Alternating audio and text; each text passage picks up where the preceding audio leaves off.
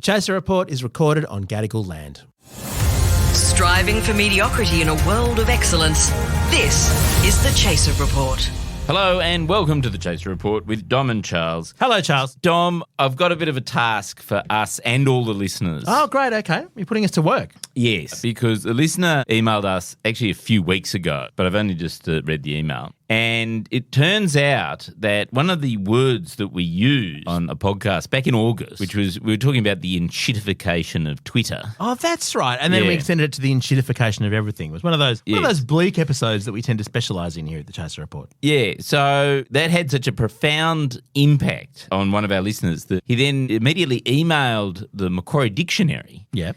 And said, you need to put enshittification into your dictionary. It's such a great word. That's such a great accolade. It's a cultural moment. It needs to be codified in the dictionary. And they wrote back and said, look, we note that the word enshittification was not in fact invented by the Chaser, but in fact by Cory Doctorow. Yes, the fantastic, I don't even know what you call him, writer and kind of internet theorist. But they said outside of Cory and the Chaser, we can't find a single reference to the term enshittification, but they'll put it on their watch list, and if over the next 12 months it starts being used more, then they'll put it in their dictionary. This is the kind of challenge we can get behind. I think this is the enshittification of a nation. More after this.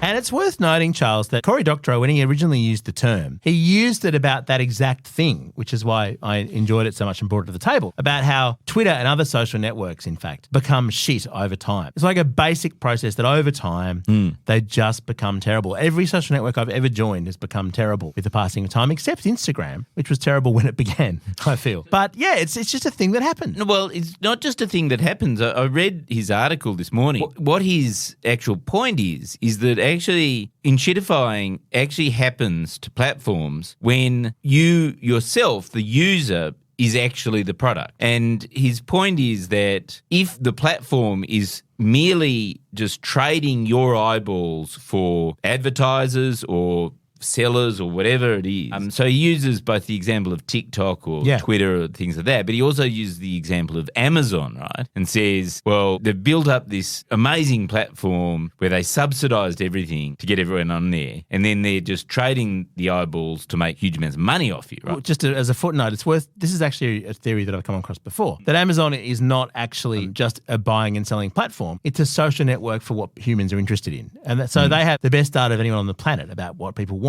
Yeah. That's so valuable to them that they sell things at a discount to get it. Oh, and they treat their workers abominably as well. So if the user themselves are the product that are being sold, then eventually every corporate capitalist enterprise will just go, okay, how can we make it more and more worse for the user to juice our profits, right? Yeah. So that's the enshittification principle. But I think that we can actually widen the use of this term. Yes, absolutely. Because what it's referring to essentially is monopolistic control of things, right? So it doesn't just apply to social networks. It can also apply to things like political parties. If you look at the Australian political system, you go, the enshittification of Australian politics is entirely bound up in the fact that there is a sort of duopoly effect where you've got the coalition or the Labor. There really is only two choices, and there's a sort of lock-in thing where you've got to go with one or the other. Both sides know that, and so enshittification ensues. That you see what I mean? I think that's a shot article, Charles.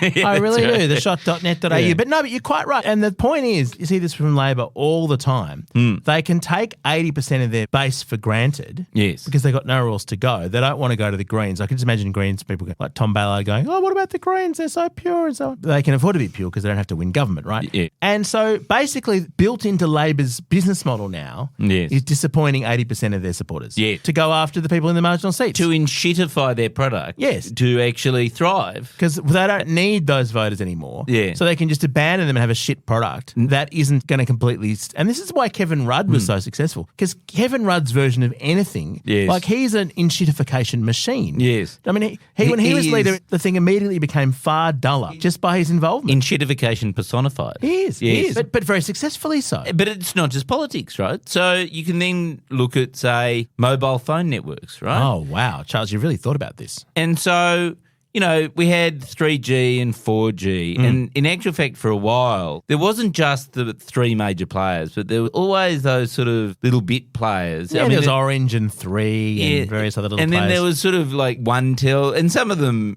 were OneTel. Remember, OneTel was born in Shittified. It was, Just like that was Lachlan Murdoch and James Packer's big attempt to show that they could do better with the technology stuff than their daddies could. They could not, my friends. But then, TPG bought out IINet and Vodafone, and that's all just one company. And now. Vodafone had already bought out 3, who were the only innovative people. And then they did a deal with Telstra over the rural network. So essentially, that's all a lock. So it's basically 2 things. And then Optus is the shittest network anyway. Optus, the people who sold my details on the dark web. So, that was an amazing piece of enshittification. I mean, Optus is just shorthand. In fact, that should be in the Macquarie Dictionary for just like shit. Surely the word floptus is in there because I really enjoyed that when they had the World Cup rights for soccer. Anyway, point is that, again, we've reached the situation where 5G has come along, and instead of actually building networks that actually give you data, which is what 5G promised, they've gone, we don't have to anymore because there's a sort of monopoly going on. Yeah. We can just enshittify our product. It is amazing how, because I've had a 5G phone for a year. Oh, it's amazing how shit. totally indistinguishable it is from the regular 4G. In fact, Except if anything, it takes longer to connect. There's more black spots everywhere. And they've tried to lure everyone from the NBN onto 5G, which we've done at home now. We've got 5G at home. Oh, really? And it is much faster once it's actually connected, but it's cheaper. And so they've gone, well, we've got so much 5G, we can load everyone's home internet onto it as well, which of course they can't. So it's absolutely groaning. So you're the reason why near our house the 5G is shit. Yeah, thanks, mate. That's us. But Charles, there's another example as well. There's an obvious example of this, which is possibly the most enshittification of all the enshittification burgers we've ever enshittified. Are we talking supermarkets? We can soon. Coles and Woolworths? No, there's an even worse one. Okay. Charles, you know what it is. Oh, the Chaser? The Chaser and the Batuta, right. Because the shovel is actually really good. Have you noticed how good the shovel is? No, very good. No, Charles, it's airlines. Airlines? The airlines are the worst duopoly yes, ever. You're right, yes. You and I spent hours with Virgin last year. I had to miss Halloween because Virgin fucked it up. And Qantas is, Qantas is so enshittified, it's astonishing Kevin Rudd's not on their board. It is the Optus of airline. I think Optus would sue us over that description. Qantas is now shorthand for used to be great, now fuck them, right? Yeah. Well, the enshittification, maybe they should have a Qantas logo in their definition of the enshittification. And you can bring out your Qantas logo that you made. That would work. But the reason why I sort of say there's a whole lot of places that we can talk about enshittification. Tell us what that reason is after this. The Chaser Report. News you can't trust. Well, the reason why I want to sort of expand the definition of enshittification, one simple reason, which is to get this word in the Macquarie Dictionary. Of course. We need this word to be popular. Oh, you know who we need. You know who we need to appoint an official enshittification ambassador. Oh, yes. And there's only one person. Who, Charles, who in Australian public life symbolises things progressively getting worse and worse and more disappointing to the point of absolute disgust, and he's also on the public record, according to a very amusing story, for having shat himself in a public place. I'm talking, of course, about Scott Morrison. Scott Morrison is the official ambassador of enshittification. Of enshittification. Yes. There should be a T-shirt with ScoMo giving 2 thumbs up and just going, enshittify this. I mean, because who knew? Who knew you could even swear yourself into 10 ministries at once until he did it? No, he found a way to make, to monopolise ministries. Yes, he ran a duopoly with himself, basically. Yeah, okay. Yep. I think he'd be up for it. He hasn't got a lot on. No. He's the member for Cook. Yes. He's got his book. He's got his book about his walk with Jesus, which I think he'll still have some time on his hands after that. Yeah, I think he'd be up for it. Because it's the one thing that he's really made his own. Like if we're looking back on his time as Prime Minister. We should write to him. Let's write to him. Dear Scott Morrison, we're trying to promote the word enshittification as and get it into the Macquarie Dictionary, and we felt you'd be perfectly poised to assist us with this task. We can even talk about the enshittification era, if you like, between when was it, 2018 and 2022. So So I think the thing is, what we need is for everyone who's listening to, on social networks, just slip the word enshittification into their vocabulary. And at Scott Morrison as well. And it doesn't matter what you're talking about. It's just sheer heft. We just need enough people. And it needs to be a sort of broad enough sample size of users of the word. Like, I think the whole point is we've done our heavy lifting. Yeah, you've got to use it in lots of different contexts as well, like not just the ones we've listed here. Yeah. Like, you could have had a bad day and say, well, I'm enshittified. Yeah, but also it can be like the enshittification of your workplace. Yes. It could just simply be the arrival of your new boss. Or the arrival of your current boss. Yeah, that's right. But most workplaces probably can be described in those terms. What would be really helpful as well, and I don't know if anyone's up for this, but maybe they should be. If there are any academics out there writing academic papers, you should be using the word. Put it in the title of your paper. Yes, so that's a really. I mean, admittedly, you mightn't do as well in the paper, but I just think, particularly if you're writing a book or something. I mean, shouldn't the next Chase Annual be called the Enshittification Principle? Or something? Yes. We can. Maybe totally we need a side book. Yep, we need a side book. Do you think we could register enshittification.com? I think so. I think we should. Trademark it. Maybe we should get enshittification as a concept. Enshittify this. Enshittify this. Would be a great book. That would be. And also a great kind of movie with Billy Crystal and Robert De Niro.